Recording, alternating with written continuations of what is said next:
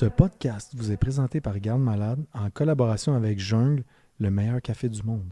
Merci. Vous pouvez utiliser le code MOAMO10 pour avoir 10% de rabais sur le site web de Jungle et nous allons aussi vendre en exclusivité sur notre site web des unités de ce café qu'on a fait en collaboration avec eux. Disponible en grains ou moulu. Fait que ça dépend de la machine que vous avez. Faites attention lors de votre choix. Vous pouvez aussi utiliser le code MOAMO pour avoir 15% de rabais sur tous les items à prix régulier sur notre site web gardemalade.ca. Donc, pour ce troisième épisode, on a reçu Joseph Dahin, qui est un médecin intensiviste. Donc, une super discussion qu'on a eue avec Dr Dahin. Qu'est-ce que tu en retiens, Steve, de cette discussion-là? Ben, j'en retiens qu'on a eu un problème technique avec le son. Oui, puis on c'est a vrai. vraiment eu peur, mais finalement, on a réussi à sauver la shot. Ouais. Salut, Julien. Non, vraiment intéressant. Pour vrai, moi, je n'avais pas vraiment d'expérience en intensivisation. Je ne sais pas c'est quoi le mot, mais on a appris plein d'affaires. Super intéressant. Écoute, on ne peut pas dévoiler parce que vous avez juste à écouter le podcast puis vous allez avoir plein d'informations. Mais vraiment cool. Ça coulait bien, là. Très bien dit, par contre. Effectivement, nous avons eu un petit problème technique au niveau du son. Donc, le son va être un petit peu moins fort que d'habitude, moins parfait, mais la discussion est tout autant délicieuse. Donc, je vous souhaite une très bonne écoute. Puis, comme notre café jungle. Comme notre café jungle, ben oui. Alors, si vous avez une petite envie de café en même temps qu'écouter le podcast, n'hésitez pas à commander votre sachet de café mot à mot.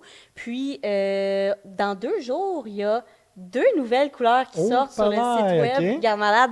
Un, c'est bien, mais comme dirait quelqu'un... 2, c'est mieux. Exactement!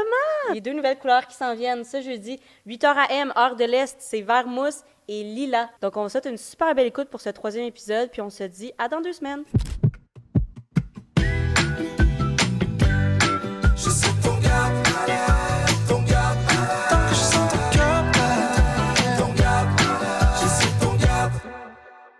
Bonjour tout le monde. Alors aujourd'hui, cette semaine, au podcast Moi Amour, on reçoit un invité qu'on avait super hâte de recevoir avec nous, Dr Joseph Dahin, qui est un intensiviste à l'hôpital Cité de la Santé. Donc bonjour Joseph, comment ça va? Ça va très bien vous? Oui, merci. Donc j'aimerais ça vous commencer par vous présenter un petit peu, parler de votre parcours, puis aussi pour les gens à la maison qui ne savent pas c'est quoi un intensiviste, c'est le verbaliser grossièrement pour que tout le monde comprenne c'est quoi exactement votre profession.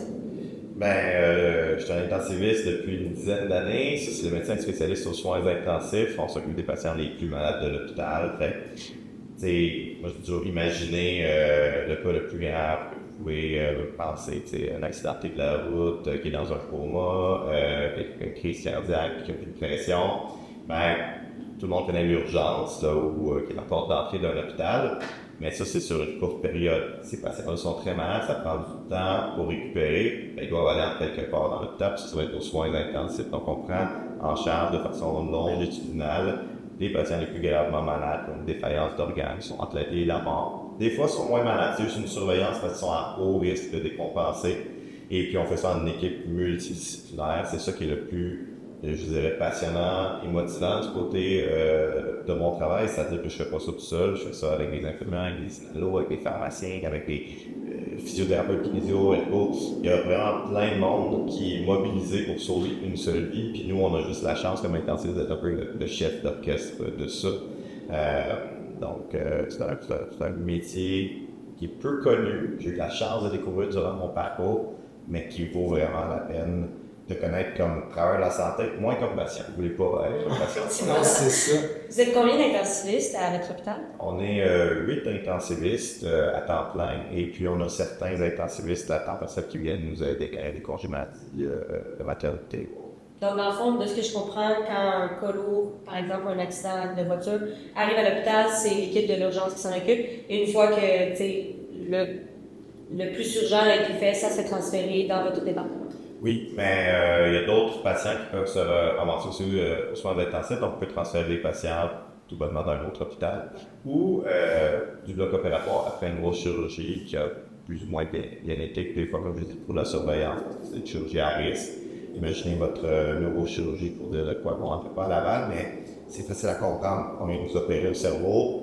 Il y a plein de choses qu'on doit surveiller. Vous sortez avec un respirateur artificiel, un tube endotrachéal, vous allez aller aux soins intensifs, vous allez voir un étage normal ou de l'étage, donc vous êtes admis pour une pneumonie, puis là tout d'un coup l'oxygène que vous avez dans le nez est plus suffisant, faut vous administrer de l'oxygène de façon plus intense, soit invasive, soit avec un tube ventricular ou un PIPAP.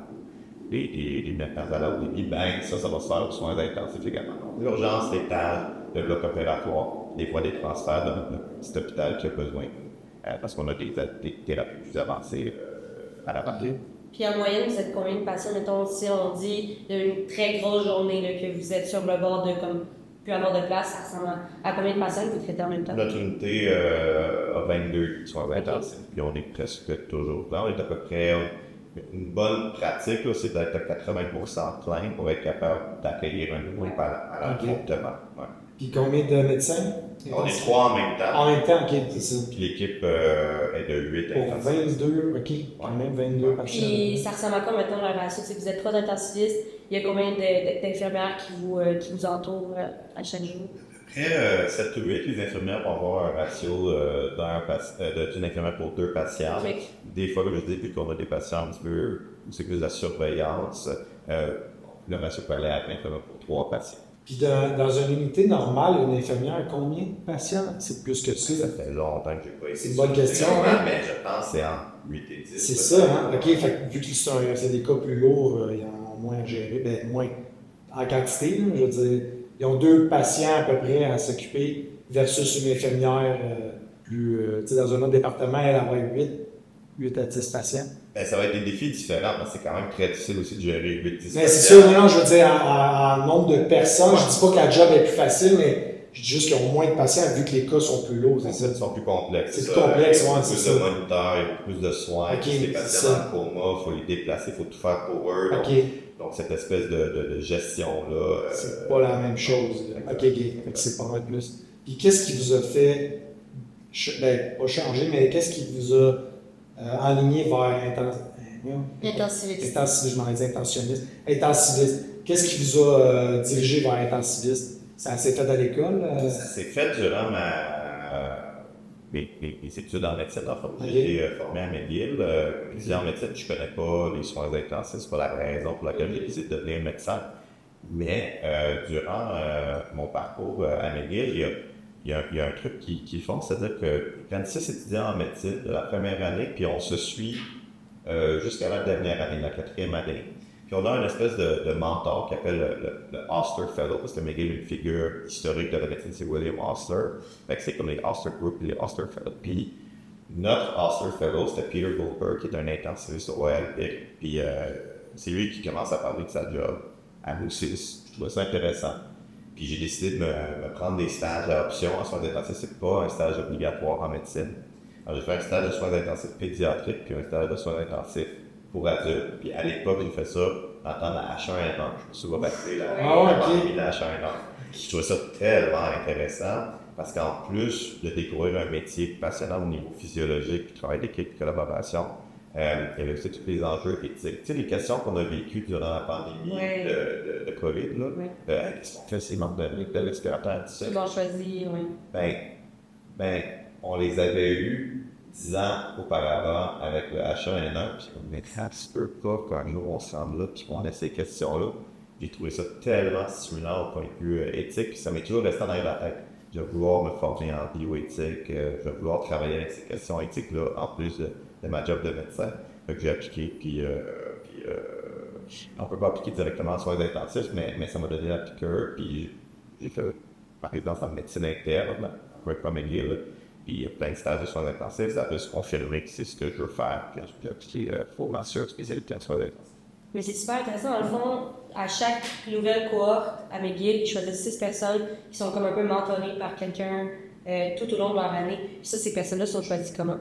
Non, ils divisent, mettons, chaque personne a un groupe. Ben, ils font 200 divisés par 6. Ah, wow, OK. Puis il y a quelqu'un pour chacun de ces groupes-là. Oui, puis on se suit pendant les 4 années. Ils mettent même aussi un étudiant en médecine plus senior pour avoir, OK, ben, comment ça se passe rendu en 3e année. Ouais. OK. En première année. Fait que c'est super intéressant. J'ai beaucoup aimé mon expérience.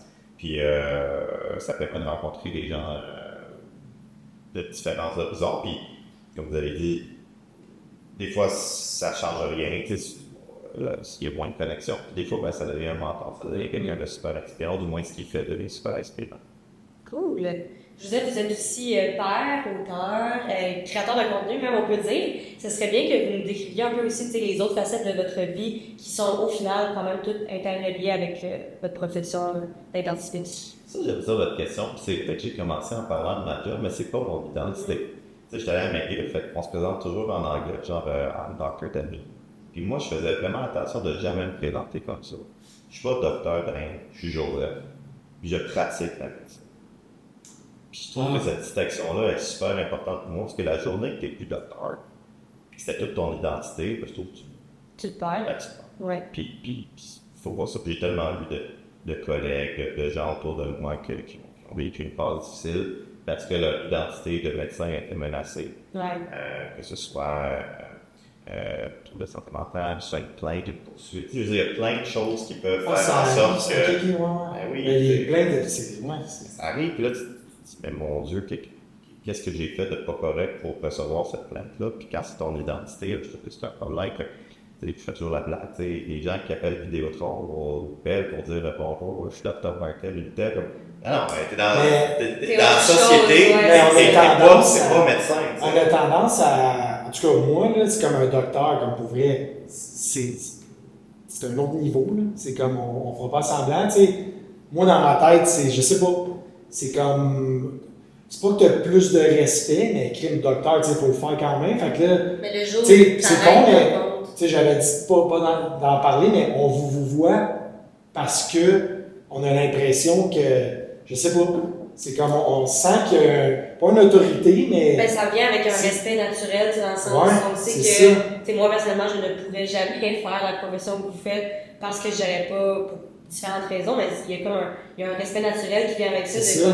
Vous consacrer une bonne partie de votre vie, veut pas à sauver nos prochains, nos mères, nos pères, nos filles, nos futurs enfants. Fait c'est sûr que ça vient avec un respect, mais justement, c'est ça qui est bien aussi, que ce que vous dites, c'est que le jour où vous ne serez plus docteur, vous êtes autre chose aussi, puis comme je disais, vous êtes père, il y a plein de facettes.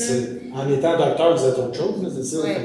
Puis c'est bien aussi que vous dites que justement la distinction, c'est important de la faire parce que comme vous avez des collègues, si le jour ils peuvent plus pratiquer pour X raisons, il faut qu'ils se retrouvent, il faut qu'ils se rebalancent quelque part, puis vous, cette balance-là, vous l'avez déjà. Ben, il faut certainement faire un effort conscient pour la garder. Puis, tu sais, c'est vrai que jusqu'à un certain point, je peux pas faire n'importe quoi. T'sais, vous avez mentionné que je suis sur les réseaux sociaux, ben, je pourrais pas envoyer promener quelqu'un qui m'envoie des commentaires négatifs, parce que c'est vrai que, même si je suis pas en train de soigner un patient à l'hôpital, ben, je suis quand même tenu à mon code de déontologie dans mon quotidien, tu sais. Mais j'essaie quand même de faire passer le point pour moi et pour les gens autour de moi qui font le même métier, que c'est quand même pas. En tout cas, qu'il y a un danger à en faire notre identité principale. Ça fait partie de nous, je veux pas juste. C'est ma vie à essayer de devenir médecin, puis à essayer des efforts continus, puis à bâtir une réputation, tout ça. Oui, je minimise pas les efforts, mais je ne pense pas que ça fasse nécessairement de moi quelqu'un qui mérite plus de respect qu'un autre. Ça, je donne toujours l'exemple quand j'étais jeune, où j'étais arbitre de soccer, de haut niveau d'ailleurs. Puis, tu sais, on a commencé avec les petits enfants de 8 ans sur les terrains, là, puis, les voyageurs, mettez votre chandail dans vos shorts. Puis, moi, le respect, c'est pas parce que je fais un métier ou un autre. Non, tu sais, je pense que. Puis, c'est pas défini par le vouvoiement non plus, tu sais. Non. Tu peux envoyer chez quelqu'un en vous voyant. Ouais, je comprends. Fait que, non, je pense qu'il y a une question d'être fier de qu'est-ce que je fais au-delà de la médecine, là. Puis de faire en sorte que tout ça fait partie de mon identité, mais je fais vraiment un effort conscient pour aller me rappeler que je suis plus que mon titre. Ouais, c'est ça. C'est sûr, pour nous autres, c'est un peu intimidant, mais je comprends qu'en même temps, je veux dire, c'est pas que ça. Puis, tu sais, tout le monde mérite le respect. C'est juste que, je sais pas, tu sais, je suis sûr qu'on n'agit pas nécessairement pareil, tu sais, avec un médecin. Ouais, mais c'est la société, là, nous fait. Ouais, je pense. Ben, puis en même temps, je dis, il y a tellement d'autres métiers aussi que. En fait, tu sais, je veux dire, un avocat, l'ingénieur, c'est tous des métiers que, en tant que société, on reconnaît comme étant, tu sais, comme respectueuses, mais au final, toutes les professions sont... Mais c'est sûr que je vous aide pas, je suis venu en cravate. Oui, c'est ça l'aide C'est pas. ça. Pour les gens qui sont juste en audio, Joseph porte une cravate et vraiment un veston, alors que moi et Steve, on est en petite tenue décontractée. Mais je pense que tu sais, de faire une différence, moi je trouve que peu importe ce que tu fais dans la vie, si tu es animé par des belles valeurs et que tu veux faire une différence autour de toi, chacun a un talent particulier. Ouais. Moi, ça donne que j'étais bon à l'école et que je voulais capitaliser là-dessus en aidant les gens comme médecin, mais il y en a d'autres que leur talent, leur don, c'est c'est votre entreprise que vous avez montée et qui a plein de succès, puis au lieu de juste prendre l'argent puis de dire, je considère, tu sais, pour donner, tu sais, on va essayer de faire un partenariat, puis on donne à la fondation de mon hôpital, vous avez accepté de faire ça, de donner, fait plein de convaincre. Fait que moi, je trouve que, tu sais, peu importe le talent qui t'a été donné dans la vie, si tu l'identifies, puis que tu te dis, je vais le mettre au service des autres, puis ça me rend heureux, je trouve que tu es à ta place, puis c'est ça. Justement, j'aimerais ça qu'on en parle un peu plus en profondeur, là, justement, cette collaboration-là, puis des dons qu'on est capable de faire grâce à vous et ensemble. C'est dans le fond, Gardner, on a commencé, ça fait plus qu'un 2 ans. Puis on vous envoie des uniformes, vous les mettez sur les réseaux sociaux et toutes les gens qui utilisent votre code promo, dans le fond, avec ça, nous on redonne à la fondation.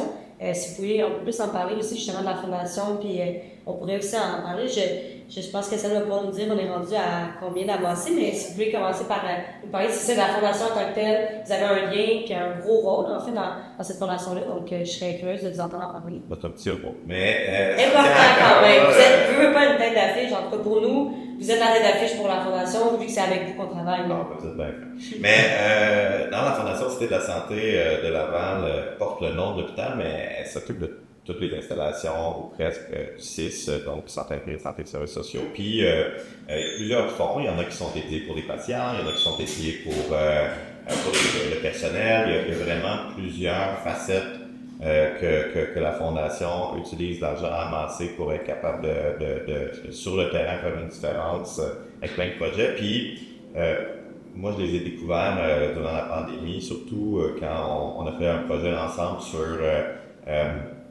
c'est tout l'aspect valoriser les gens. Moi, c'est quelque chose que je trouve qui s'est perdu. Je pense un peu dans le réseau de la santé, pour un réseau aussi humain.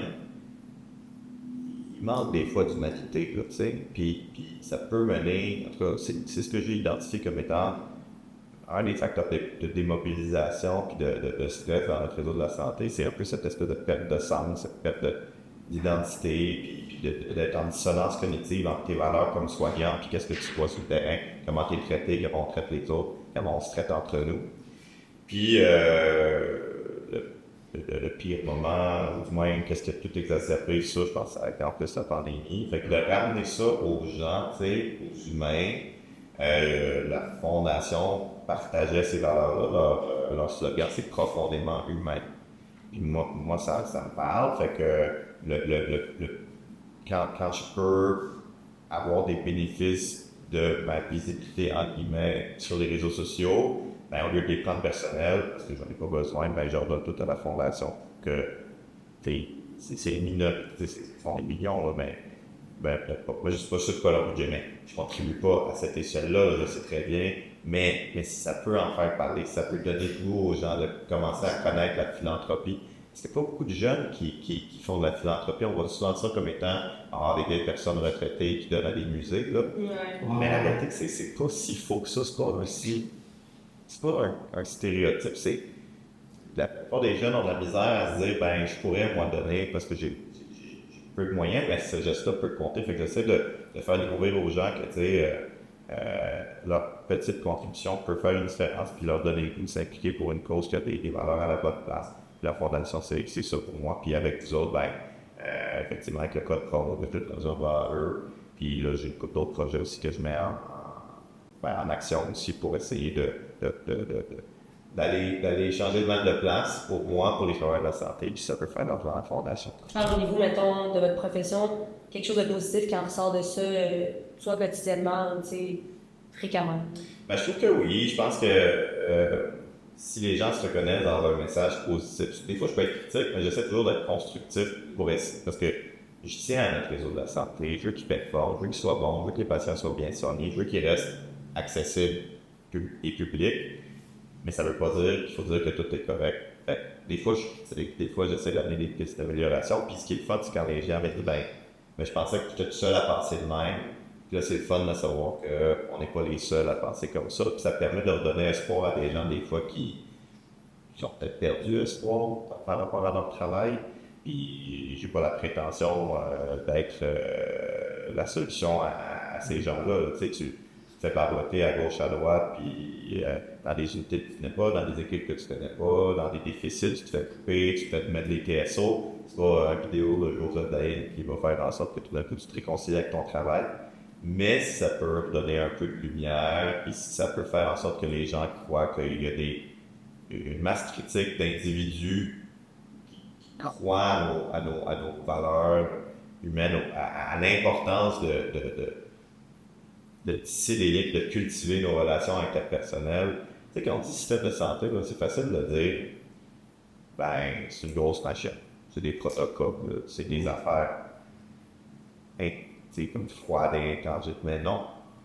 Le système de santé, c'est des gens qui travaillent avec d'autres gens pour soigner des gens. Fait que si nos liens interpersonnels sont viciés, on ne peut pas faire ce bon travail. Fait que moi, mon constat, c'est qu'on a pris pour acquis que mais plein de monde qui ne se connaissent pas ensemble, magiquement, ils vont bien travailler ensemble. C'est pas vrai? C'est pas de même que ça marche, là, c'est ça. Puis pensez-vous qu'il y a une amélioration depuis la pandémie, là, parce qu'on sait que là, c'était vraiment plus difficile. Là, est-ce qu'il s'est passé quelque chose? Est-ce que les conditions s'améliorent? Est-ce que, on sait que vous êtes en négociation souvent, là, c'est pas encore réglé, mais les horaires, tout ça, là, ça a l'air d'être un peu comme... Mon opinion, c'est qu'il y a une détérioration. OK, c'est ça. Depuis la COVID? Pendant la COVID, il y a eu comme ça, c'était dans la solidarité, là.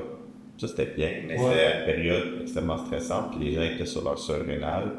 C'est dur, tu sais.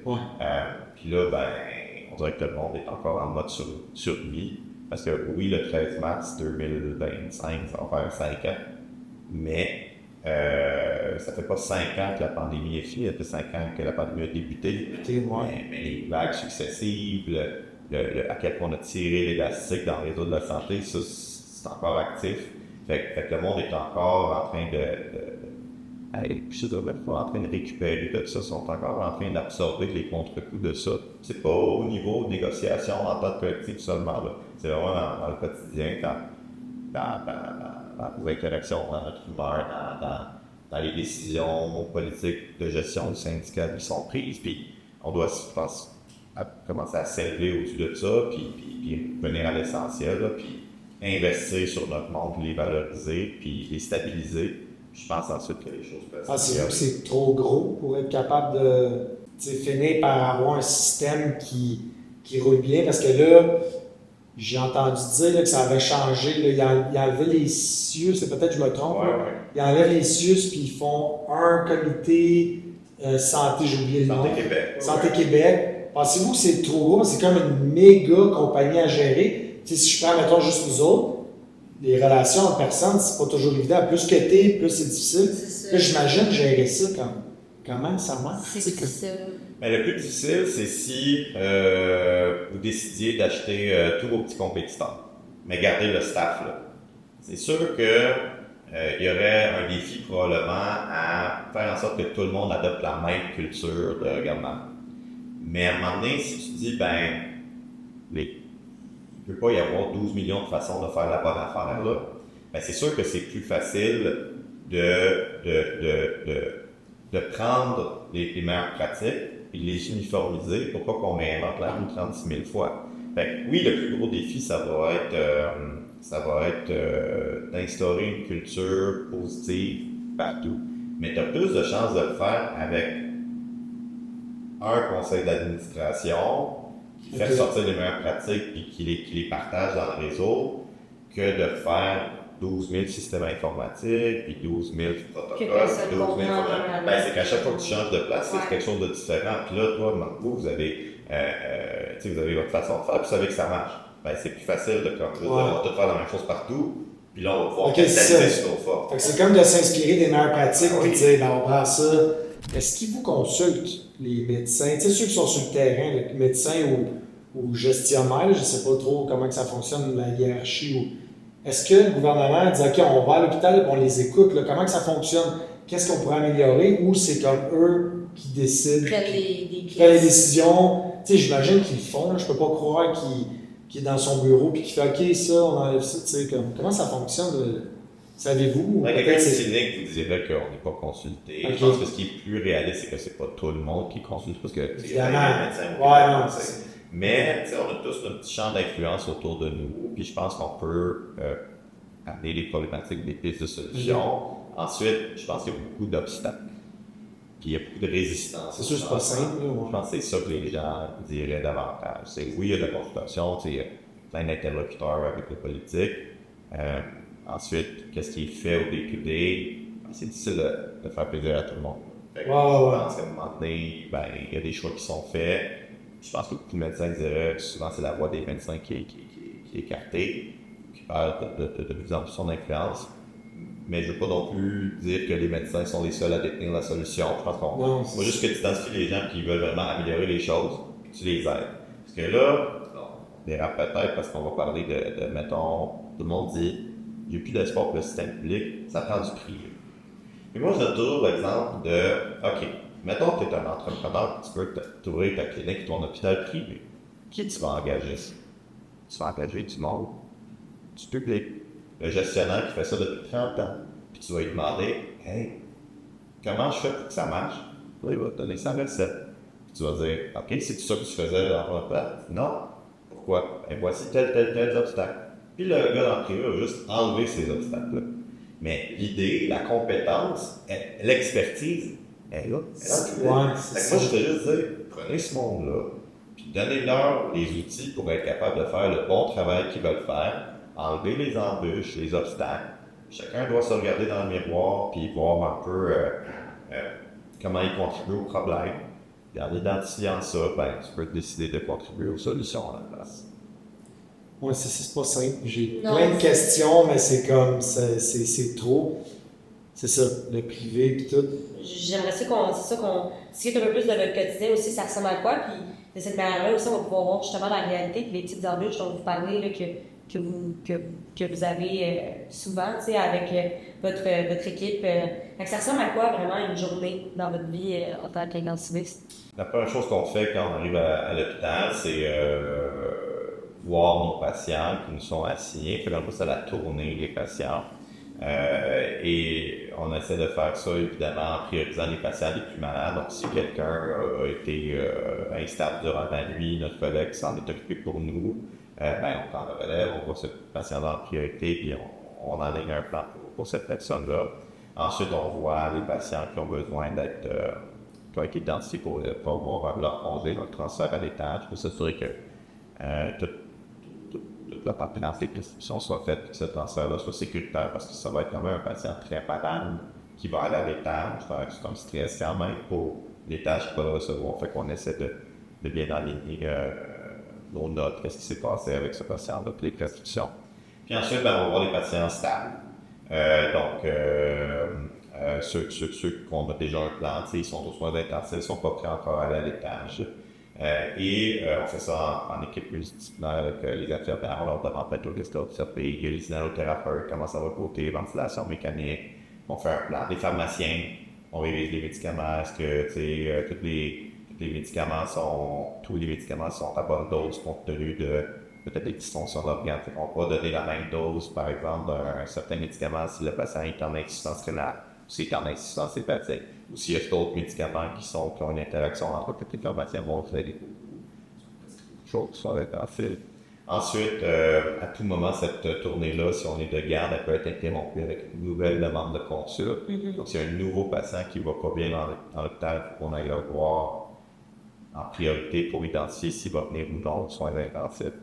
Et lorsqu'on a terminé, si on fait le suivi des temps qu'on a mis en place pour voir, mettons, si j'avais commencé un médicament, ça a-tu marché? Si j'avais prescrit un scan, c'est pas les ça du scan. Et une fois sur 2 ou 3, on est de garde. Donc, ça veut dire que quand les autres collègues ont fini leur journée, ils font la même chose que les 3, comme j'ai dit, ils quittent. Puis nous, on reste avec tous les autres patients, ceux qui ont vu durant le jour, et tout nouveau patient durant le soir ou la nuit, encore une fois, qui pourrait détériorer en quelque part dans l'hôpital ou à l'urgence, en consultation. Pas tous mes collègues, mais parce qu'on n'est pas obligé, mais la plupart d'entre nous, on reste à l'hôpital la nuit, on a une chambre de garde, on sort là, on peut dormir. Et puis, on se réveille s'il faut aller voir un patient ou quoi que ce soit, ou si on doit parler à l'infirmière qui a des questions sur le cas d'un patient. Puis le matin, on refait la même chose, c'est-à-dire qu'on va refaire le processus de tournée, qui va être une journée régulière. Fait que dans le fond, quand on est garde, on passe une trentaine d'heures de suite à l'hôpital, 30. Puis c'est une fois sur 3. Ouais. Puis c'était des semaines de 110 heures à peu près à l'hôpital. Puis souvent, la semaine suivante, on est pas aux soins intensifs parce que c'est pas vivable de faire ces horaires. OK, c'est ça. Donc ça ressemble à quoi, mettons, un horaire? Une semaine sur 3, vous faites 100 heures, puis les 2 autres, ça 100 ressemble à heures, quoi? OK. Je fais d'autres projets. OK, vous êtes complètement Ouais, vous êtes off, là. Il y en a d'autres qui font d'autres choses, comme par exemple, j'ai des collègues qui sont en médecine interne, dans l'hôpital, anesthésie, chirurgie. On va aller faire une autre pratique. Anesthésie. Ah, OK, chirurgien, OK. Oui, parce que Ça, c'est leur semaine soft, là. OK. Il y en a qui ont aussi la semaine juste à rester chez eux puis faire d'autres projets, après l'administration, tes projets de qualité, on est consulté dans OK, vous tournez à la maison, c'est pas fini. Là. Ben non, parce que, tu sais, on s'implique beaucoup dans l'enseignement, des réunions, ça fait que ça devient d'autres facettes de notre travail, de notre métier, mais qui sont moins facilement identifiables. Je ne sais pas, il a peut-être encore lu. Oui, parce que je n'étais pas aux soins intensifs, fait que n'importe quoi qui n'est pas les soins intensifs, c'est comme tes vacances. Ouais, c'est pas des vacances, c'est 12 millions de projets. C'est-tu la spécialité la plus intense? Intensive? Moi, je pense que ça dépend de ta personnalité. Tu sais, si t'es fait pour ce truc-là, tu vas pas le temps passer. C'est sûr que les horaires sont difficiles. Tu sais, on est humain, c'est pas normal d'être debout autant de temps. Il y a quand même une espèce de sélection naturelle qui se fait de genre, si tu as été capable de faire ça comme stage, probablement tu es quand même capable de faire ça comme carrière. Mais personne n'est fier de faire ces horaires-là. Ça donne historiquement qu'on fait ça, puis on espère changer ça de notre vivant. Puis je m'implique justement dans certains forums pour être capable de changer ça. Mais, tu sais, quelqu'un qui s'enlignait pour faire, je sais pas, une pratique de laboratoire, comme un pathologiste, par exemple, ben c'est sûr qu'il dirait, j'arrête ça, se mettre trop intense. Mais moi, en retour, je trouve que lui, c'est mettre trop intense.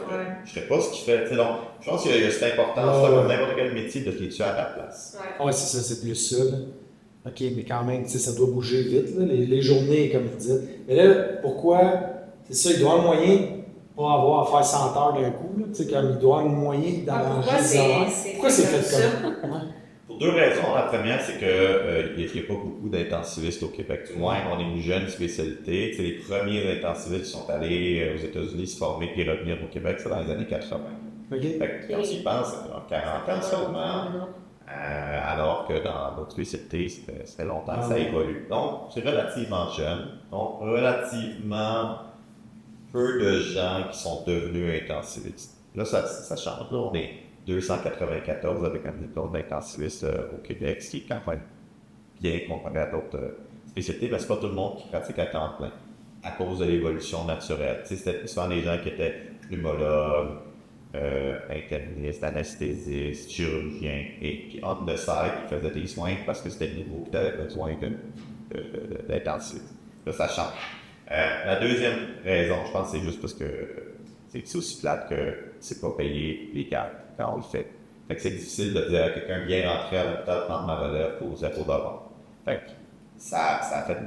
Donc vous êtes juste payé quand vous êtes appelé ou quand vous êtes réveillé? Oui. Dans le fond? Même pas quand on est réveillé. Il faut voir un nouveau patient. Donc si je suis dérangé, je ne suis pas dérangé, c'est pas grave. Mais si on m'appelle pour un patient qui était là de jour, puis que là il va revenir la nuit, ben ça fait partie. Mais comment ça fonctionne, la paye, je veux dire? Ben, c'est un forfait, dans le fond. Vous C'est êtes payé payé pour à l'année? 24 heures. Ah, 24 heures, ok, c'est ça.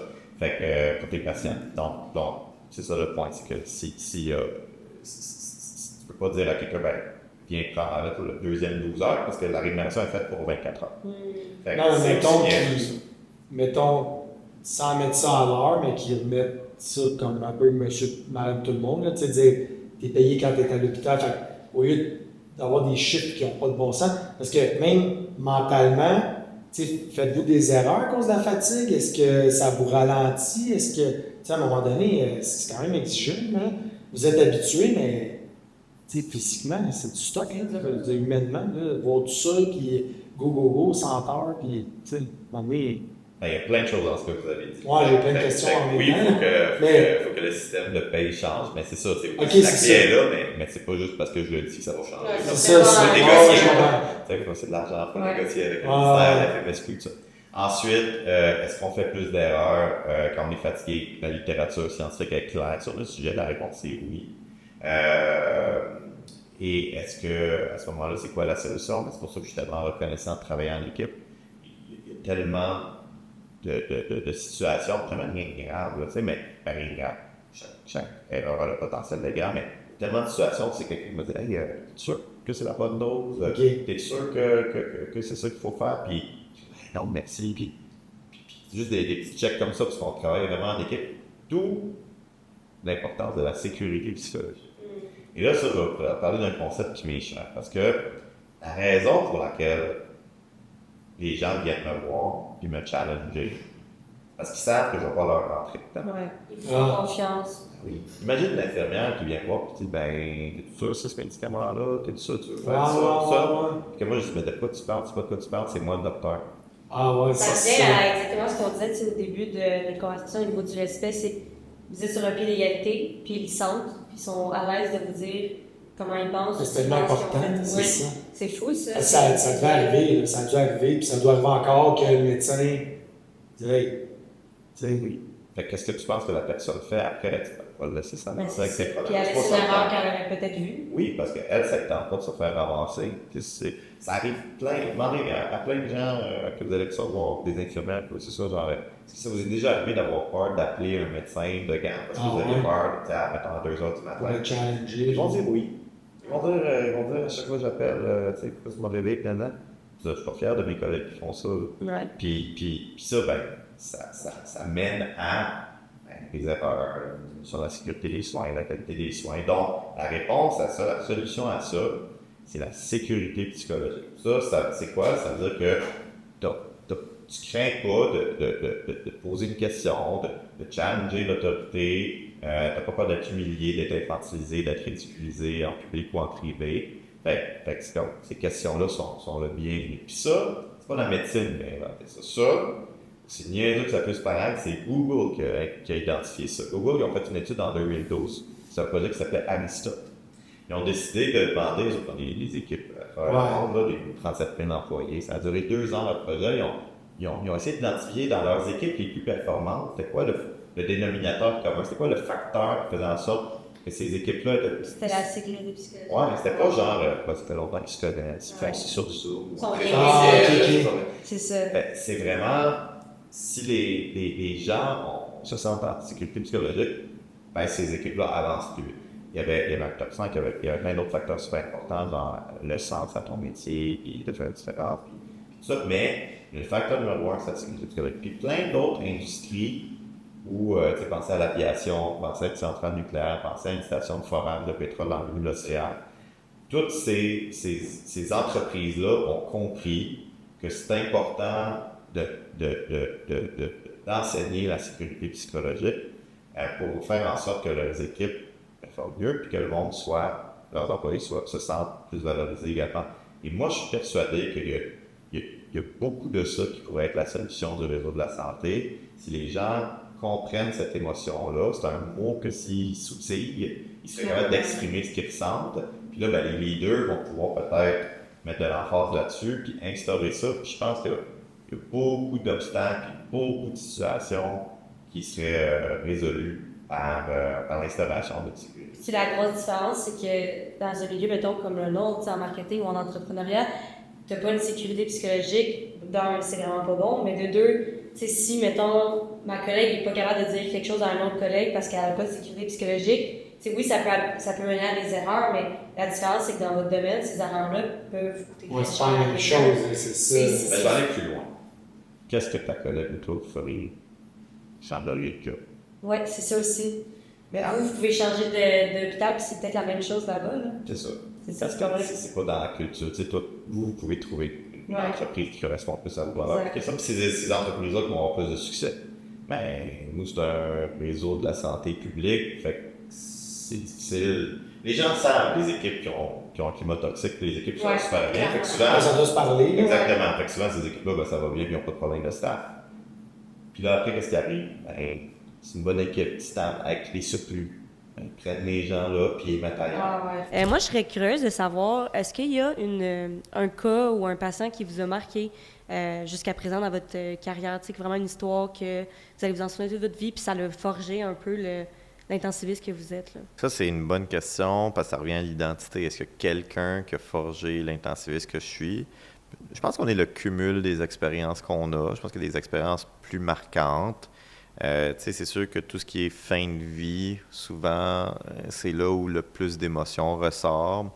Puis moi, je trouve que les cas les plus marquants, c'est souvent ceux où le patient est conscient, mais dépendant de nos machines puis de nos technologies, puis qui dit « je veux plus ça, arrêtez ça ». Puis là, de dire « nous, on sait qu'est-ce qui va se passer », de dire « c'est là, là? Ouais. OK, c'est là, là ». Et là, tu es témoin de ça, parce qu'il y a les familles au chevet, puis tu sais que tu vas passer en soins de confort, puis que le patient va décéder. Puis tu sais, j'en ai un en tête, là. Lui, il y avait une condition qui faisait en sorte que, même s'il survivait à ce qui se passait, ben, il allait potentiellement juste mourir de façon très traumatique, sans savoir quand. En gros, il y avait une aorte qui pouvait rompre n'importe quand, là, puis qui était inopérable. Fait que lui, il serait mort potentiellement, ben, non seulement juste d'un coup, mais dans un bain de sang, parce que ça serait tout sorti dans ses poumons, puis il serait mort ainsi. Puis on lui a décrit ça, puis il n'y avait rien, il n'y avait pas d'avenir. Puis lui, il a dit, ben, je veux pas vivre ça, fait que ça va être tout de suite. Puis la force que ça prend pour être capable de décider ça, c'est puis nous d'être témoins de ça. Genre, encore 10 ans? Ou... Non, c'était genre, c'était genre quelques semaines, mettons, à quelques mois, mais quand même, tu sais, si je te dis, il te reste 3 mois à vivre, tu vas aller vouloir ces 3 mois-là. C'est clair, là, ouais. Puis lui, il dit, ben, pas si je suis une bombe à retardement. Mais je peux comprendre en même temps, parce que je suppose que une scène comme ça, mettons que tu es avec ta famille ou peu importe, ça peut être extrêmement traumatisant. Donc tu te dis, est-ce que pour un peu de temps, je veux faire vivre potentiellement ce trauma-là à ma famille? Mais de dire, OK, c'est là, comme. Oui, ça doit être. C'est la plus grosse décision. Puis en tant que médecin, dans ce temps-là, évidemment, vous respectez la décision de la personne, mais quel genre d'émotion que ça fait vivre, ça doit être quand même spécial. Absolument. Tu peux pas être insensible à l'émotion qui est en train de se vivre. Il y a des gens qui disent adieu à la personne qu'ils aiment, puis toi, tu es témoin de ça, parce que tu dois quand même les accompagner, puis aussi t'assurer qu'il n'y a pas de souffrance dans ces moments-là. Fait que tu es là. Puis ben oui, on a les larmes aux yeux, puis il y en a d'autres des exemples de ça. Je veux dire, il n'y a pas longtemps, là, il y avait un petit peu la même chose qui se passait, puis la famille a demandé de rester là jusqu'au dernier souffle de leur fils, puis je voulais leur laisser leur intimité, mais non, eux, ils voulaient qu'on soit là. Puis là, toutes les choses que tu peux penser dire à ton enfant avant qu'il meure, là, à quel point je t'ai aimé, tu étais un bon garçon, merci. Je suis père de famille. C'est ça. Fait que, il y a ça. Il y a eu des moments plus difficiles aussi où, durant la pandémie, ben, les gens décédaient aux soins intensifs, mais les familles n'avaient pas le droit de visite. Fait qu'on était dans la chambre avec un iPad, FaceTime, puis être témoin des gens qui pleurent comme via un écran, puis nous, l'émotion de ça. Puis l'autre catégorie de cas qui est souvent très touchante aussi, c'est les dons d'organes, les prélèvements d'organes. Fait que, les gens qui perdent quelqu'un, mais qui disent, ils auraient aimé ça, aider les autres avec ses organes, fait qu'es-tu éligible? Puis là, oui, on implique l'équipe de Transplant Québec. Puis le cas le plus marquant, ça a été quand j'étais justement fellow de soins intensifs, donc résident de soins intensifs, puis c'était un jeune de 18-19 ans qui a eu un accident d'auto. OK. Puis après des manœuvres de réanimation, des chirurgies, tout ça, il est devenu évident qu'il était en mort cérébrale, un diagnostic sans équivoque. Puis, tu annonces ça à la maman, puis de dire, après la phase d'annonce, puis tout le deuil que la personne reçoit, de dire, ben, en passant, il y a juste son cerveau qui est affecté, tous ses autres organes sont corrects. Est-ce que ça aurait été dans ses valeurs de donner ses organes? Puis ce cas-là en particulier, la mère, elle m'avait répondu, elle avait dit, ben, tu sais, son rêve, c'est de devenir médecin, il voulait aider les autres. Ben, ça va être sa façon d'aider les autres. Ouais. Mon Dieu. Wow. T'sais, Mais ça se décide là.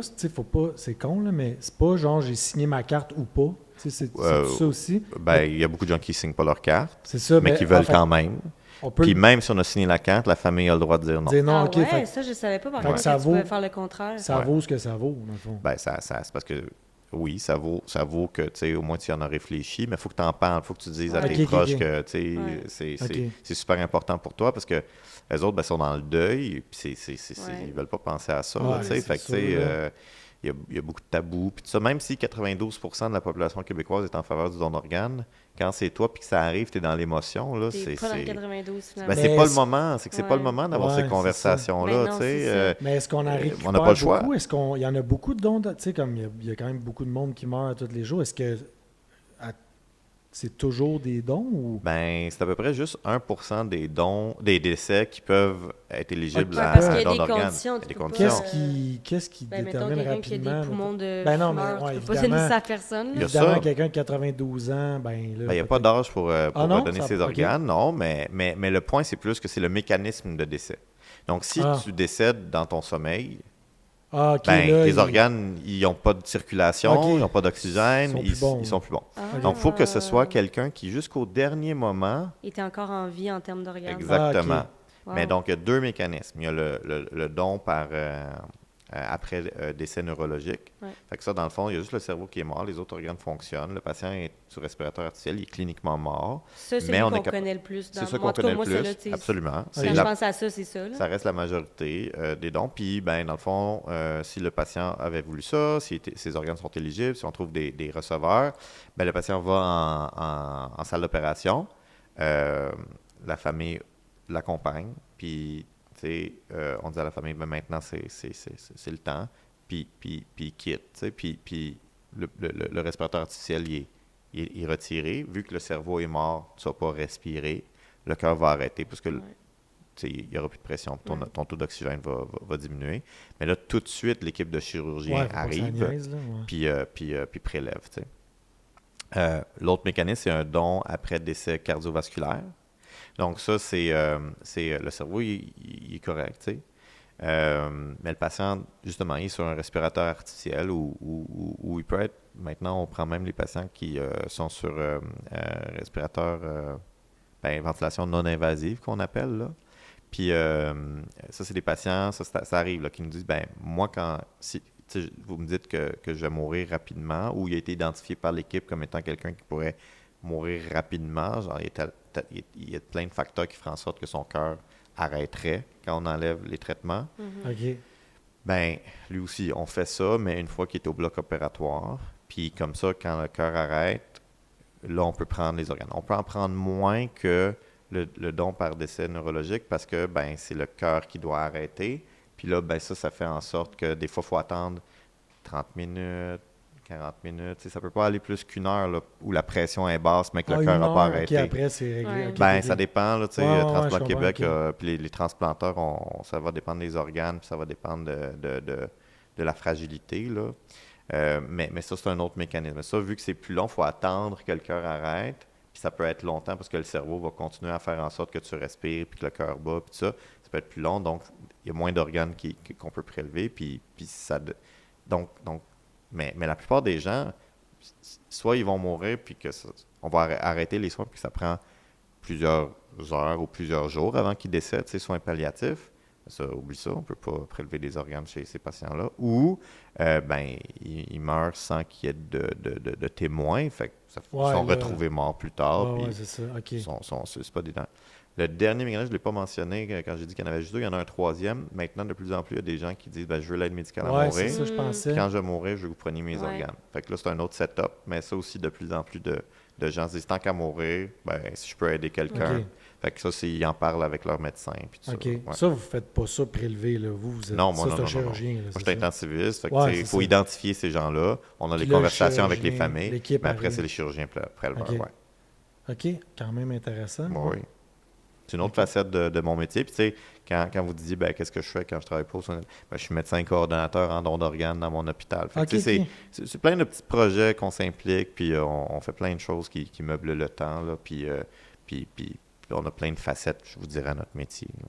Est-ce qu'on s'habitue à voir toutes ces choses-là? Tu sais, j'imagine que ça vous affectait plus quand vous étiez plus jeune, au début de votre Ah, carrière? non, ça m'affecte Ah ouais, encore. c'est ça. OK. Fait pas mon coussin. Ouais, la note tout. Parce que, puis moi, je célèbre ça. Il y a beaucoup de gens qui se disent, ben, tu sais, à mesure que tu vieillis, puis tu passes ta carrière, tu deviens plus insensible, tu peux plus te détacher. Ouais. Mais moi, je pense que c'est le pire conseil qu'on peut donner à quelqu'un, genre, tu sais, détache-toi, faut pas que ça reste avec toi. Pourquoi? Parce que on sera probablement jamais capable de se détacher. Si on est humain. Toute notre vie, on n'a jamais été, on nous a jamais appris à ignorer un échec ou une défaite, quoi que ce soit. Puis, tu sais, si tu perds en finale d'un tournoi de soccer, là, ben, tu reviens pas chez vous, ça reste pas sur le terrain, tu reviens chez vous puis ça te tente pas de faire le party. Si tu coules un examen, ben, ça reste pas dans la salle de classe, tu reviens chez vous puis ça te tente pas de faire le party. Fait que c'est la même chose quand il y a une situation difficile avec un patient, une fin de vie. C'est triste au Québec, mais je pense dans la société occidentale, mais la mort est encore perçue comme un échec. On n'a pas réussi à... On devrait pas, mais ça l'est comme ça. Puis même si tu le vois pas comme un échec, ça reste que c'est de l'émotion humaine. Fait que c'est sûr que ça reste pas à l'hôpital.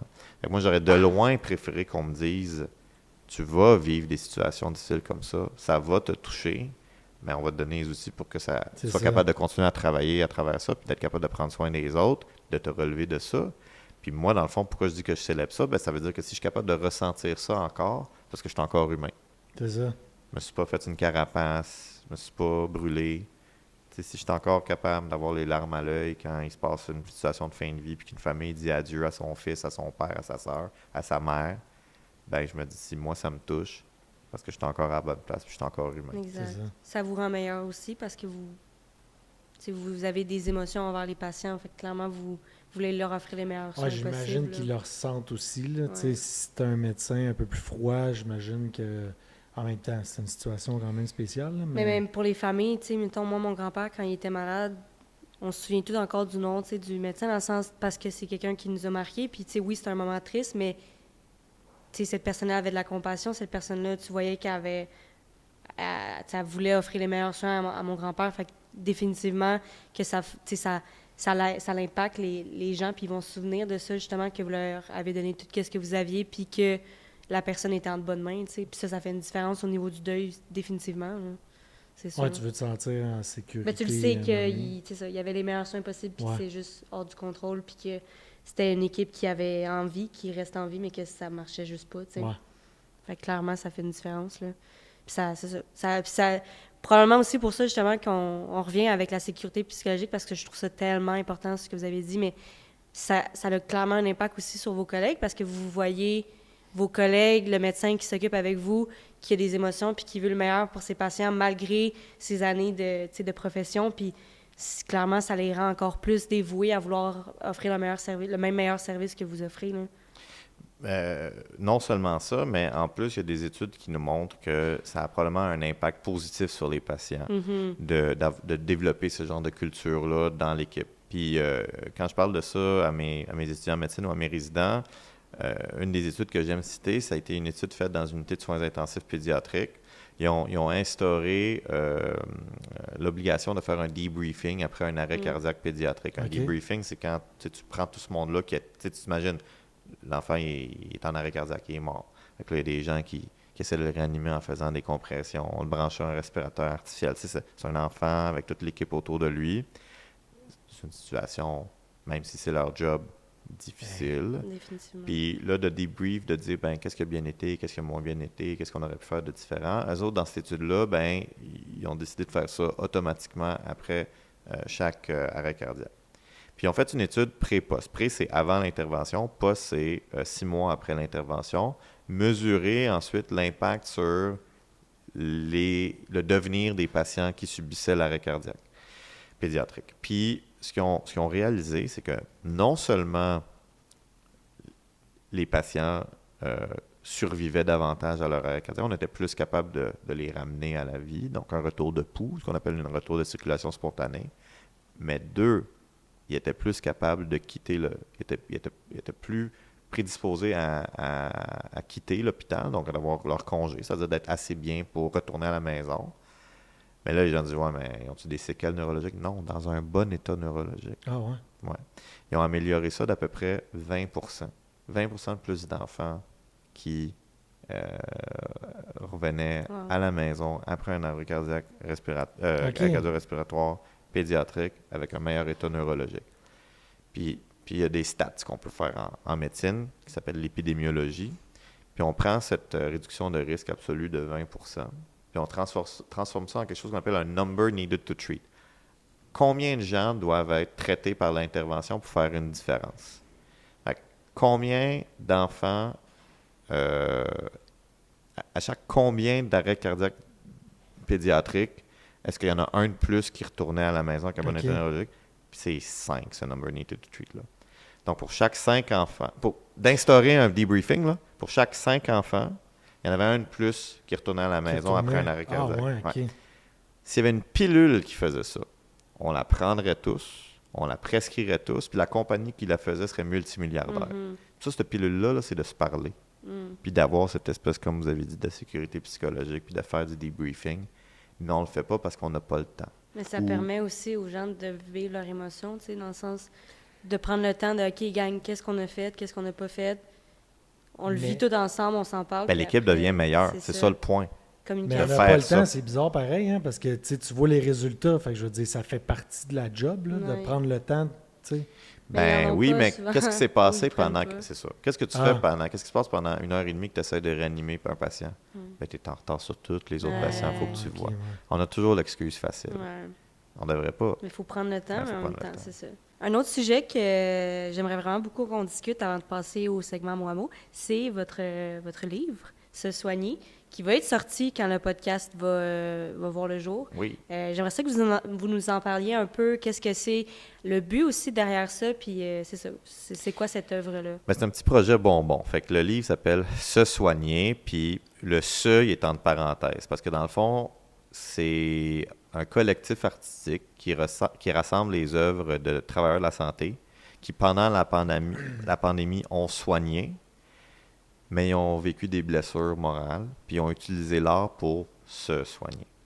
Puis ça, ce collectif-là, ça rassemble 33 travailleurs de la santé, du monde du terrain, là, tu sais, monsieur, madame, tout le monde, mais que j'ai fait un appel à tous pendant la 3e vague de la pandémie, là, je vous remets à décembre 2021, là, comme un 2e Noël confiné, le moral est à son plus bas chez les travailleurs de la santé, puis j'ai juste demandé aux gens, ben qu'est-ce que vous avez un petit peu sur le cœur que vous voudriez exprimer?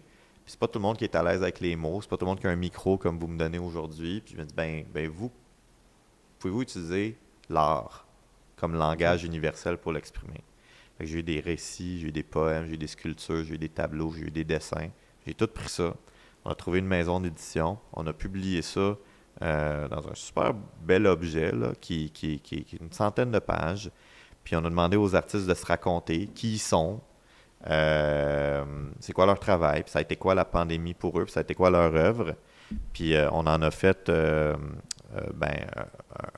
bel objet qui fait du bien. Honnêtement, il y a plein de lumière, même si ça parle de pandémie puis que tout le monde veut parler d'autres choses sauf la pandémie.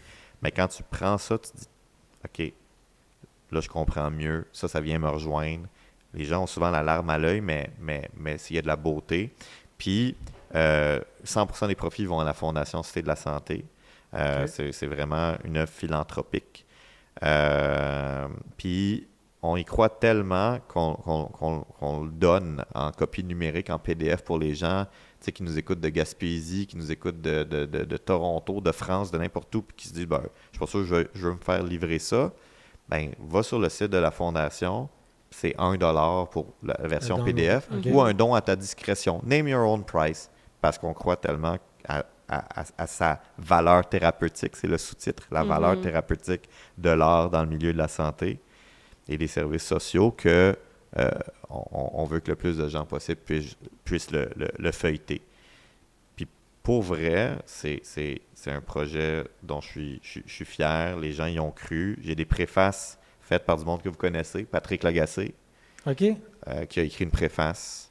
Olivier Niquette, qui est à Radio-Canada, qui a écrit une préface. Mylène Paquette, la première femme à avoir traversé l'Atlantique à la rame, qui a écrit une préface. Ces gens-là, ils ont fait ça bénévolement parce qu'ils croyaient à ce projet-là unique. Là, c'est un ovni culturel. Là. Il y a personne qui fait ça, là, mais on se prend pas au sérieux. On n'est pas des vrais artistes dans le sens professionnel du terme, là. Mais ce qui a été produit varie en style, mais ils ont comme dénominateur commun que c'est très cru, c'est très authentique. Okay. Ça peut rejoindre beaucoup de gens, même si tu n'es pas dans le milieu de la santé. Pourquoi? Parce que là, personne ne veut entendre parler de la pandémie. Ouais. Mais dans plusieurs années, là, on va se rappeler de la pandémie, puis on se dit, il y a des millions d'histoires. Il y a autant d'histoires de pandémie qu'il y a de gens qui l'ont vécu. Ouais. Ben, moi, je suis convaincu que chaque histoire mérite d'être racontée. Ouais. Puis ça, c'est une petite fenêtre là-dessus, sur 33 personnes. C'est good. Puis ces personnes-là, de ce que vous nous racontiez avant, ça leur a vraiment...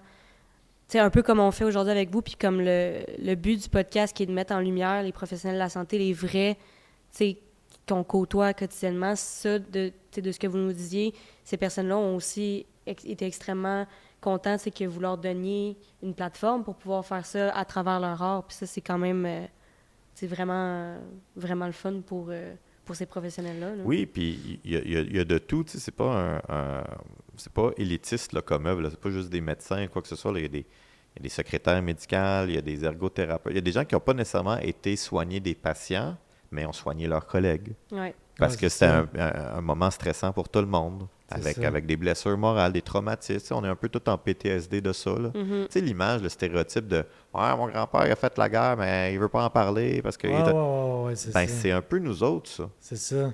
On n'a pas vécu de guerre, mais ça a quand même rentré dedans. Là. Nous autres, on l'a un petit peu moins vécu. Ça a changé le Québec, là. Mais... c'est ça, le Québec, je pense, c'est une des places où est-ce qu'on a le plus... En tout cas, personnellement, j'ai une sœur qui habite en Suisse, puis on comparait, mettons, notre expérience de la COVID, puis honnêtement, on l'a pas eu facile, là, dans le sens, les médias ont fait en sorte qu'on a été confinés, je dis pas que c'est juste les médias, mais on a été beaucoup confinés comparativement à d'autres pays, à d'autres régions, puis ça a eu un impact psychologique énorme sur les gens, puis j'imagine même pas les professionnels de la santé qui devaient non seulement être confinés quand ils revenaient chez eux, mais aller, mettons, dans des CHSLD ou à l'hôpital, voir des gens qui, eux, étaient confinés, eux aussi, qui pouvaient pas voir leur famille. Ça devait être tellement difficile. Plein d'affaires. Découvrir une maladie qu'on connaît pas, comment c'est transmis, c'est quoi les traitements, je vais-tu mourir en faisant ma job. Tu sais, au début, là, la peur de l'inconnu, là, c'est gros, là. Là, OK, on est capable, on connaît mieux la bête, on est capable de faire une espèce de rétrospection qu'on n'a pas tant fait, là, socialement. Là. Mais on serait quand même capable scientifiquement. Mais au début, là... on apprenait au jour le jour, là. Là, ça, là, une question par rapport, là, c'est votre opinion personnelle, là, mais tu sais, il disait la Chine, tout ça, ça part-tu d'une chauve-souris? C'est le pangolin. Mais c'est la théorie. Oui, ça venait de... C'est vrai. Ouais. Mais c'est pas sûr à 100%, c'est comment... Tu sais, ils ont inventé ça. Tu sais, comme... C'est un virus... Tu sais, comment que ça vient? On ne sait pas. Il y a des théories là, que c'était peut-être effectivement un accident de laboratoire. Là. Entre médecins, là, vous devez... Non, ben ça, c'est pas moi. Là. Non, je ne savais pas qu'il y avait des théories là-dessus. Non, c'est ça, mais mettons, de médecins, vous parlez de dire... Comme, qu'est-ce qui ressort? C'est comme... C'est un accident, c'est un virus... qui s'est créé de même, ça sort de où, tout ça? C'est ça, les gens pensent que les médecins, on a accès à... on a des discussions et tout. Ben non, c'est ça. Vous savez pas tout, mais... mais c'est pas juste ça. Les gens pensaient que, j'étais à la solde du gouvernement, puis payé pour dire des affaires, puis nanana. Non, mais... Honnêtement, Non, on est genre très objectif et neutre, puis C'est on ça, fait ok, notre ok. possible, puis on est humain, puis on n'est pas privilégié, on sait pas plus de choses que... Ah, c'est ça, là, il n'y a pas un comité là, que vous êtes au courant de tout ce qui se passe. Ben puis- non. Ouais. Puis la journée que, tu sais, ils vont nous dire qu'est-ce qu'il en était, Ouais. ben c'est parce qu'il y a des gens qui auront enquêté, puis tout ça, puis c'est leur job, mais Ça va tu sais, on parlait plutôt de TikTok, puis on n'avait pas le droit d'être là-dessus. c'est ça. Ça, c'est pas une décision de médecin, là, c'est Non, comme... c'est ça. Il se passe des affaires entre la Chine puis le Canada qu'on sait pas, puis C'est il ça. y a des Ouais. conséquences, fait qu'on sait pas nécessairement tout Non, mais sur c'est ce qui se ça. On a passe, là. l'impression qu'entre gouvernement, il y a des affaires qui nous cachent, évidemment. On a un peu. Ben, pas qu'on a. C'est pas vrai, là, mais tu sais, on a l'impression que vous savez tout. Fait que là, je me disais, crime, je vais lui demander peut-être, mais j'imaginais qu'il n'y a pas de secret, mais. Ça, c'est quelque chose qui est important aussi parce que, tu sais, mettons, moi, je suis très content quand les gens ils me sollicitent, mettons dans les médias traditionnels, pour dire, ben, pouvez-vous nous parler de telle situation? Parce qu'ils pensent un peu comme vous venez de dire qu'un docteur, ça sait tout sur la médecine. Mais la réalité, c'est qu'on sait juste ce qui se passe dans notre spécialité. Ouais, c'est ça. Moi, je suis c'est ça. intensiviste, mais je suis aussi, tu sais, j'ai ma maîtrise en administration des services de santé, j'ai occupé plein de postes de leadership, fait que je connais un petit peu le côté aussi gestion puis politique. Mais la réalité, c'est je peux pas aller commencer à parler de pédiatrie, des Ouais. enfants, Ouais, c'est d'épidémio. ça. Puis le nombre d'entrevues, de demandes d'entrevues que je recevais, puis à chaque fois, tu sais, c'était un compliment, mais j'essayais d'expliquer à la personne que je suis pas la même personne, j'ai toujours peur de décevoir, mais c'est très difficile de dire non, ça, je connais pas ça. Mhm. Tu sais, Je suis ça pas prend- assez un expert pour Ça, pouvoir en ça, je m'en ai parler. pas rendu tout le monde compte. qui- Je m'en qui- ai rendu compte quand j'ai été malade. Mon médecin de famille, où je parlais de cancer, mettons, puis il est comme Steve, moi, j'ai aucune idée. Là, Ouais. parce que là, j'ai demandé, hey, il est comme, non, faut que tu parles à l'oncologue. Là. Moi, Ouais. je suis un médecin de famille. Là, mais dans ma tête, c'est comme, ouais, mais t'es médecin, tu sais tout. Mais non, c'est ça. Tu sais, même les médicaments, c'est pour ça qu'il y a des pharmaciens. Là. Ben oui, tu C'est sais, ça. on travaille en collaboration, chacun a son expertise, mais on s'enrichit les uns les autres de nos Évidemment connaissances. qu'avec l'expérience, de vous notre expertise. apprenez plein d'autres affaires, mais tu as des spécialités pour ça, là, c'est ça. Il y a des Mais- spécialités, il y a des C'est ça. gens qui sont plus généralistes, il y a aussi le fait que on a des intérêts différents également. Ouais. Mais c'est pour ça que, tu sais, des fois, tu sais, tu dis, ben, pourquoi tu es sur les réseaux sociaux? Ben, c'est parce qu'il y a des gens qui vont vraiment là-dessus puis qui parlent de n'importe quoi Ouais. comme s'ils étaient des experts. Puis ça, ben, je me dis toujours, ben, pourquoi ils font ça? Ben, ils ont peut-être un intérêt personnel. Moi, j'ai pas d'intérêt personnel. Quand je parle de quelque chose que je connais, parce que je le connais, mais ça va juste être ça. Puis je le fais parce que je fais confiance à l'intelligence humaine puis à l'intelligence sociale de prendre les bonnes décisions. Fait que je me dis, mais pour qu'ils prennent les bonnes décisions, il faut qu'il y ait des informations fiables. Fait que c'est pour ça que c'est important pour moi. Puis je pense qu'il y en a d'autres aussi dans les réseaux sociaux, des médecins qui ont cette priorité-là, cette préoccupation-là, d'arriver avec des informations fiables. Puis là, les gens vont dire, OK, mais comment je sais que c'est fiable? Ben, parce que si je ne l'étais pas, je me ferais suspendre par mon collège de médecins. Mon rôle sur les réseaux sociaux n'est pas assez important pour perdre mon titre de médecin. Là. Je ne vais pas aller dire n'importe Non, quoi c'est puis ça. risquer ça. Non, c'est clair. Alors que quelqu'un qui n'a rien à perdre puis qui veut faire de l'argent, il va aller dire n'importe quoi parce que ça fait réagir, parce que ça fait Ouais, des vues, c'est puis ça. ça. Fait que moi, je me dis toujours, tu sais, C'est ça, c'est faut qu'un être médecin a critique. une responsabilité. Là. Ben Il ne peut oui. pas se mettre à garrocher n'importe quoi. Là. C'est ça à cause de l'ordre qui va dire hey, ça marche pas là, ton affaire. Ouais. Sauf qu'il y a plein d'autres personnes, comme vous dites, il n'y a rien à perdre. On entend là, de la cochonnerie sur les médias Ah oui. sociaux. Puis Là. la journée que je vais avoir un code promo pour un masterclass de genre vendre des pilules amaigrissant, je sais pas n'importe quoi, mais Ouais, tu sais, On va genre, savoir vous allez que- dire, il vend quelque chose, Il y a ok, peut-être tu sais, il y a peut-être- son poste. Fait que non, il n'y a aucun intérêt financier dans ce que je fais, c'est du temps en tabarouette. Ouais, c'est Ouais. fou. Là. Mais Ouais, tu c'est sais, ça. il y en a qui c'est de la recherche, puis ils publient dans les articles de journaux, ben Ou c'est de cette moi, ma manière-là que vous diffusion, éduquez, ben, ouais. c'est ma manière d'aider à influencer Mhm. via mon rôle de médecin. là. Puis c'est plus pour les autres professionnels de la santé ou c'est pour. Ah, j'ai de tout. En général, ouais, c'est ça, c'est un J'ai mix. d'autres professionnels de la santé, j'ai plein d'étudiants en médecine qui me suivent et qui adorent C'est ça. ça, OK. Tu sais, C'est je suis clair. responsable à l'Université de Montréal d'un nouveau cours qui s'appelle Leadership. Fait que je suis le leader du cours Leadership OK. dans la faculté de médecine de l'Université de Montréal. Puis je suis allé à leur première semaine, les nouveaux étudiants en médecine. Puis une couple de gens qui sont venus me voir, me disaient, tu sais, je me suis essayé en médecine parce que je suis tombé sur votre TikTok. Ah, ouais. OK. J'ai aimé ça, ça m'a Wow. donné confiance. Je pensais pas être assez bon pour ça. Wow. Ben, c'était comme, hey, moi, ça m'a touché. C'est sûr, gratifiant. mais C'est ouais. une personne minimum que Ouais, sa vie c'est a ça. changé grâce à On vous. dit toujours là. ça, on dit si ça peut faire changer Exact. une personne. Ah ouais, Moi, j'ai déjà la ouais. confirmation que ça a changé une personne. Fait que, tu sais, on a fait que d'autres professionnels, des étudiants, des citoyens. Je suis allé avec mes enfants à Mirabel, il y a une ferme de mini-chevaux. Ouais, j'étais allé là, ouais. OK. La madame est super fine, tu sais. On a eu du fun. Puis à la fin, comme, c'est vous sur TikTok, le docteur? Je suis comme, ouais, c'est moi. Elle comme, là, je vous dis, c'est vraiment bon. Elle était super fine, la madame. Mais le point étant que elle, qui n'a rien à voir avec la médecine. Elle vous voit passer, elle vous écoute, puis ouais. Puis c'est important. Puis je me dis, bon, ben écoute, ça fait une différence. Puis tant mieux, c'est positif. Ben ouais, c'est ça. Écoute, on pourrait parler pendant des heures encore, mais on me regarde avec des gros yeux dans le coin parce qu'il faut faire le segment mot à mot. OK. Le concept, dans le fond, en gros, on va vous poser 2 questions. On va regarder votre cœur, l'intensité à laquelle il bat, puis la question qui vous fait le plus réagir, on va en discuter pour finaliser l'épisode. OK. Si vous aviez une baguette magique, puis vous pourriez changer quelque chose dans le système de santé, ce serait quoi la première chose que vous changeriez? OK.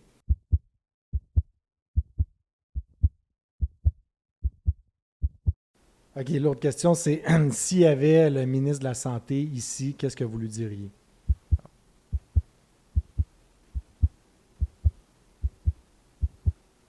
Donc, c'est ça. Clairement, vous n'êtes pas quelqu'un de stressé. On va y aller avec la question, si vous aviez le ministre de la Santé ici devant vous, qu'est-ce que vous lui diriez? Ah ben, je lui dirais d'acheter mon livre. Premièrement. De faire un bon don, là. Un bon don. Tu sais, Christiane Dubé, c'est quelqu'un qui m'a déjà interpellé sur les réseaux sociaux parce que j'avais fait un message positif sur l'importance de la valorisation du personnel de la santé. Puis il m'avait remercié pour ce message-là. Donc, c'est quelqu'un avec qui j'ai échangé quelques fois. Puis je pense que je le remercierais pour cette humanité-là qu'il dégage. Je pense que c'est quelqu'un qui souhaite fondamentalement améliorer les choses. Mais je pense que ce que je lui dirais, c'est de lui offrir, je pense, une conversation pour vraiment échanger. En fait, c'est pas quelque chose que je voudrais lui dire. J'aimerais ça l'écouter plus davantage. Tu sais, je prendrais une bière avec.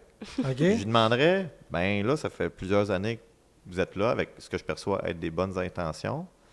Êtes-vous satisfait? Sont où les obstacles? Tu sais, c'est-tu la même chose que moi, je vois sur le terrain? Dans le fond, on est-tu dans la même équipe, probablement? Puis comment est-ce qu'on peut s'aider à réellement améliorer les choses? Je pense que lui, il a la même préoccupation que moi, je partage, que ça prend plus de données en santé. On doit arrêter de naviguer au pif, là, genre, si je fais ça, c'est une bonne idée, puis lui, il parle plus fort, fait que c'est son idée qui va avant. Non, mesurons. Tu sais, vous venez de mesurer là, pour guider une décision. Mm-hmm. Quelle question on va poser? Ouais. Comme humain, on veut tout le temps la rétroaction. Je cours, OK, j'ai ma montre. Je conduis une auto, à quelle vitesse? Tu sais, on veut toujours de la rétroaction. Mais dans le réseau de la santé, on n'a pas de rétroaction sur notre travail. Je pense que ça prend plus de données pour identifier où sont les problèmes, puis mesurer si les solutions qu'on met en place améliorent objectivement les choses. Mais c'est difficile à faire. Fait que je lui demanderais, ben, qu'est-ce qu'on a mis en place comme moyen technologique pour mesurer, pour donner des outils aux équipes, d'avoir de la rétroaction, puis de se prendre en charge, puis de s'améliorer eux-mêmes. Parce que je suis fondamentalement convaincu que tous les travailleurs de la santé, le matin, se lèvent pour vouloir aller faire une bonne job. Puis la question, c'est pourquoi ils ne sont pas capables. Puis des fois, c'est peut-être juste parce qu'ils ne le savent pas. Ils ont un feeling que, mais si on leur disait exactement qu'est-ce qui se passait, leur performance, pas pour les punir, mais pour les encourager à s'améliorer, comme quand on fait de la course. Là. C'est ça. Je suis sûr que 50% des problèmes seraient réglés. Fait que j'aimerais ça l'entendre là-dessus. Fait que je pense que ça serait plus pour moi que pour l'entendre que pour y dire des choses. C'est ça. Mais ensuite, probablement qu'on pourrait trouver des pistes de solutions. Mais là, il n'y a pas moyen d'y parler. Tu sais, comme si vous... Je sais que c'est complexe, là, mais de prendre des collègues, de dire là, c'est assez, là, on est-tu capable d'améliorer de quoi? Je sais pas. Il me semble que j'aurais le goût que ça change. Tu sais, je suis même pas dans le domaine, là, mais il me semble que ça doit pas être si compliqué que ça. Là. Ils doivent être beaucoup à se dire une conversation, des crimes, il y a de quoi à faire, là. C'est sûr qu'il y a de quoi à faire. Mais comment l'atteindre, puis après, comment faire en sorte comment l'atteindre, je veux dire... Ben, je pense que c'est pas vrai que c'est pas compliqué, parce que si c'était simple, il y aurait un endroit dans le monde qui performe super bien, puis tout le monde le copierait. Mais c'est vrai. Il n'y a pas de système de santé en ce moment qui n'est pas en train de péter l'élastique. Là. J'ai des amis à Vancouver, j'ai des amis en Ontario, moi je suis allé en Écosse me former, j'ai des amis en Écosse. Tous les systèmes de santé... C'est vrai, là, ouais.